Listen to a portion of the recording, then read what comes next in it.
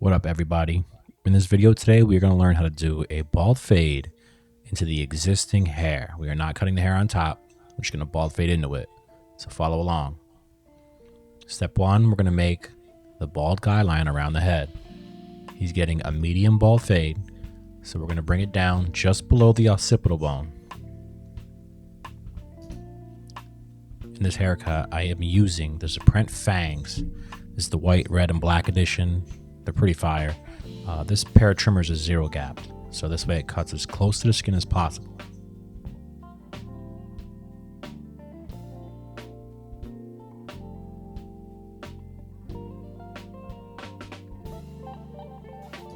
Now this is just your first guideline of many. Step two, we'll be taking your clipper and using the open blade, which is the lever open, and we're going to make another guideline just over that bald guideline you did. We're going by about 3/4 of an inch.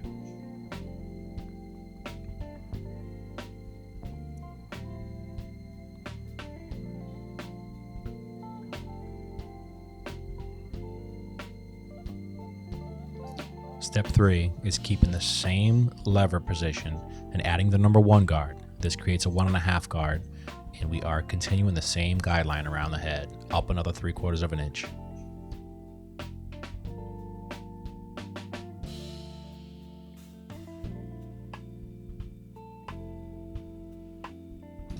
Now we're going to move on to step 4.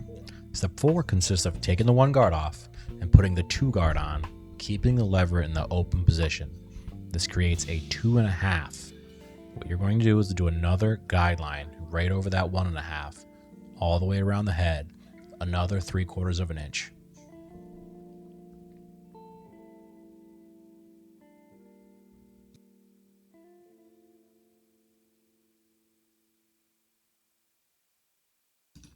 Step 5 is now taking your number 3 guard, keeping the lever open, and I'm making another guideline, but this time I'm also bringing the clipper straight up past the curvature of the head. I'm riding the clipper right out. This way you have a natural fade into the long hair that we just have to touch up with some thinning shears. So continue that process all around the head.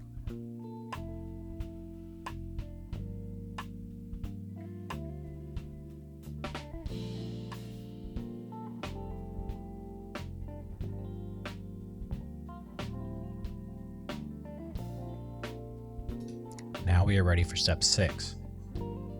Now we get our comb. We hold it exactly how I'm holding it here, in between your thumb and your pointer finger. You're going to use your texturizing shears, and you're going to just ride it straight up into the long hair while cutting whatever is overhanging. This will create a nice blend into the long hair.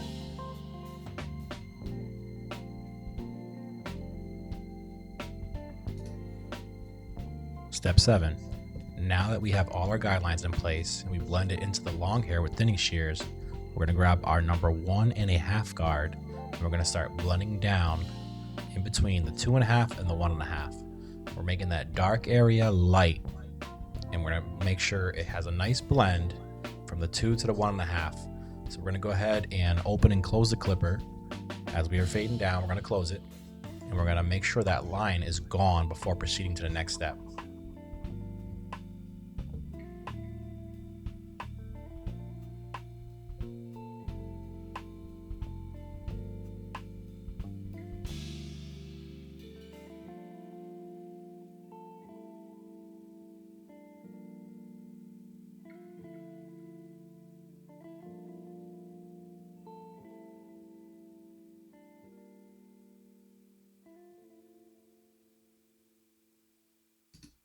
Step number 8, we grab our 1/16 guard. It's also considered our half guard.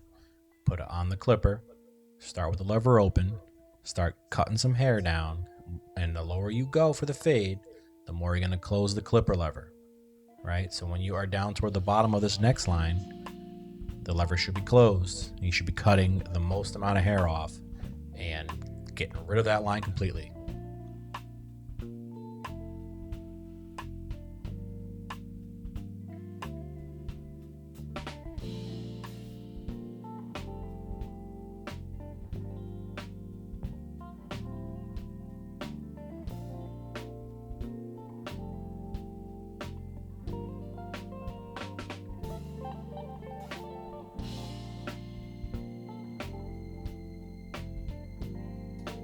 Step number 9 is now we are using the bare clipper. I like to finish this last line up by closing the lever halfway and starting to blend down. So this way when you're at the bottommost part of your blend, you'll be able to close the clipper lever all the way and cut the most amount of hair off and finish this blend up pretty much fully before going back to kind of like tighten up some areas.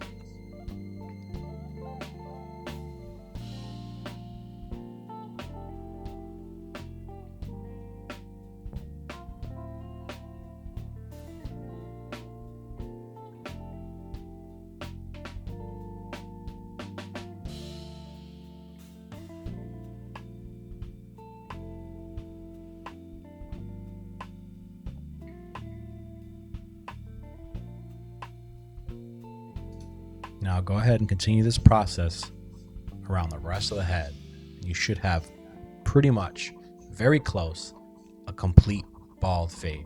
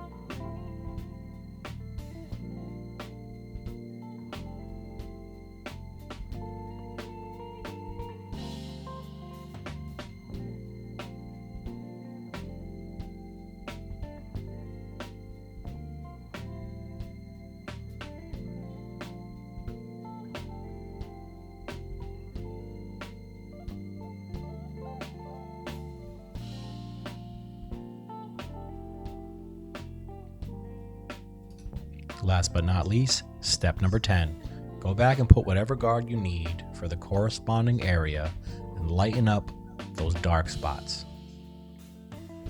This is what will finalize your blend. This will make the fade perfect. If you do not do this, you probably have some work left on the table that you should be doing. And this is very crucial to make sure the client gets what they want and you have the best looking haircut you can give. Now I'm just going to do the shape up real quick. He doesn't get his front line touched, which saves me a lot of time. I just kind of hit the sidebars and the radius area on the temple, and I call it a day after using the razor.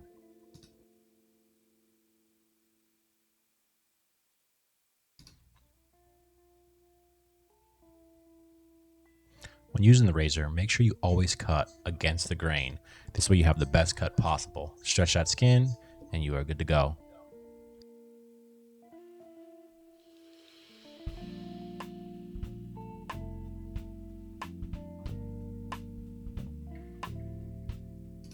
Hope you guys might have learned something in this video. I appreciate you guys watching. Like, comment, and subscribe down below. I'll catch you on the next. Peace.